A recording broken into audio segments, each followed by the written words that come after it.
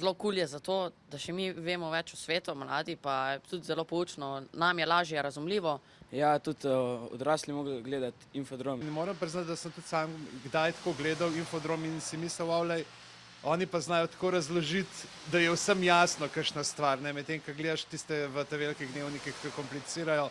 Mladi moramo imeti svoja poročila, zato da lažje razumemo stvari, ki se dogajajo okoli nas, da sploh vemo, kaj se dogaja okoli nas in zato da lahko tudi preko njih kaj sporočimo starejšim, da se sliši naš glas. Infodrom je zame bolj zanimiv kot poročila za odrasle, ker vse bolj razumem. Veš, kaj se dogaja okoli sveta v Sloveniji, nasplošno v politiki, naprimer, vse na lahek način sodobno narejeno.